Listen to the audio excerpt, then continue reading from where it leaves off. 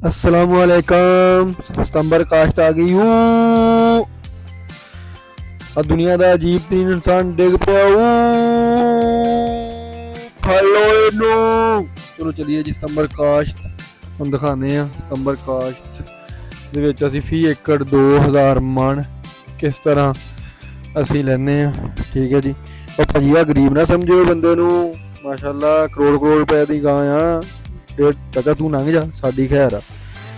ਅਸੀਂ ਪਹੁੰਚ ਗਏ ਜੀ ਇਨਸ਼ਾਅੱਲਾ ਆਪਣੇ ਤਿਲਾਂ ਵਾਲੇ ਪਲਾਟ ਦੇ ਵਿੱਚ, ਤੇ ਤਿਲਾਂ ਵਾਲੇ ਪਲਾਟ ਤੋਂ ਬਾਅਦ ਅਸੀਂ ਜਾਂਦੇ ਆ ਸਤੰਬਰ ਕਾਸ਼ਤ ਵੱਲੋਂ।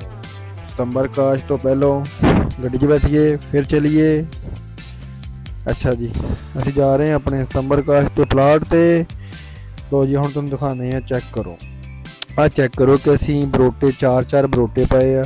ਚਾਰ ਬਰੋਟੇ ਪਾਉਣ ਤੋਂ ਬਾਅਦ ਇਹਨਾਂ ਦੇ ਉੱਤੇ ਮਿੱਟੀ ਪਵਾ ਰਹੇ ਆ, ਔਰ ਅੱਛੇ ਤਰੀਕੇ ਨਾਲ ਮਿੱਟੀ ਪਾਣੀ ਆ। 4 ਫੁੱਟ ਦਾ ਪਟਰਾ ਆ, ਉਸ ਤੋਂ ਬਾਅਦ ਇਹਨੂੰ ਪਾਣੀ ਲਾ ਦੇਣਾ ਆ। ਤੇ ਇਸ ਤਰ੍ਹਾਂ ਕਮਾਦ ਜਿਹੜਾ ਇਹਨਾਂ ਤੁਹਾਡਾ ਆਗਾਜ਼ ਕਰਨਾ ਇਹਦਾ ਸਟਾਰਟ ਹੋ ਜਾਏਗਾ।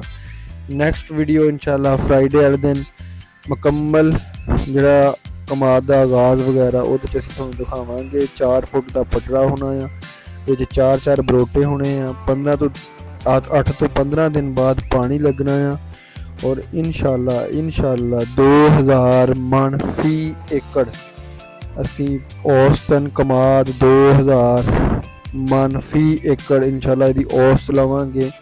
नैक्सट वीडियो असी इंशाल्लाह इहदे उत्ते पांदे रहांगे की इहदियां खादां असी इस्तेमाल करनियां, किहड़ी-किहड़ियां नूं बिमारियां आउणियां।